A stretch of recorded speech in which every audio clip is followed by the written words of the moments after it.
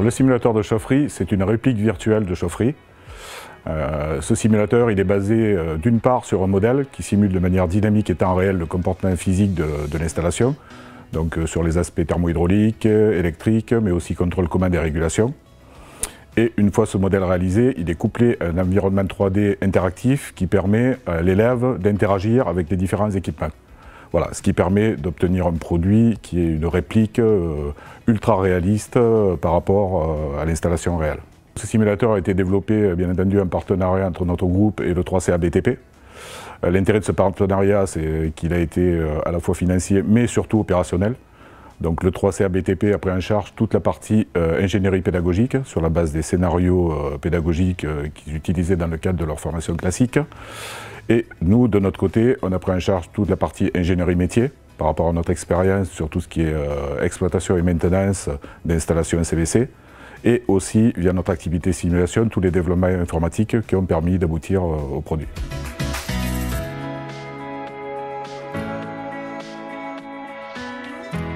Le simulateur, il réagit comme une sorte de jeu vidéo. Le fait de se déplacer, de pouvoir se baisser, se lever, prendre des outils, les reposer, les ranger, démonter, enlever des pièces de la chaudière, les remettre, manipuler les vannes avec le clavier et la souris. Ça nous rappelle l'univers des jeux vidéo. Sur tout ce qui est problème électrique, pression et réglage d'une chaudière, c'est très pratique parce qu'on peut le faire là. Généralement dans une classe on est plusieurs, du coup on ne peut pas tous passer pour tout faire.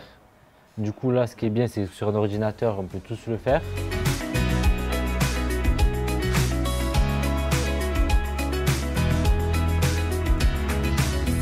Le simulateur, bien entendu, vient en complément des autres actions de formation. Le simulateur permet d'acquérir les principes fondamentaux, les modes opératoires, les étapes incontournables dans le cadre de la méthodologie de résolution de problèmes ou de la méthodologie de mise en service de systèmes. Au niveau pédagogique, ce qui est très bien dans ces simulateurs, c'est qu'ils sont tous sur un simulateur et donc du coup ils apprennent vraiment en immersion et en faisant réellement l'intervention. Au contraire de tout ce qu'on peut faire en technologie, dans la salle de technologie, qui peut être des fois théorique. Voilà. Là, ils sont vraiment sous la pratique, sans risque devant un simulateur, ils peuvent travailler en totale autonomie. Je les aide, mais eux, leur réflexion, elle est autonome.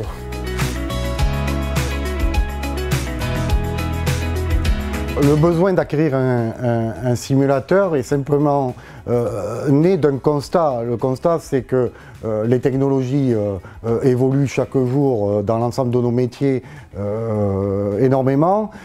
Les technologies se diversifient et si l'outil de formation voulait suivre le progrès qui est engagé par les professionnels, il fallait absolument, pour répondre à un modèle économique aussi, il ne suffisait plus d'acquérir simplement des machines dans nos ateliers, mais simplement avoir des outils numériques qui puissent être en plus développés ultérieurement pour répondre justement à ces avancées technologiques et à cette diversité dans nos technologies.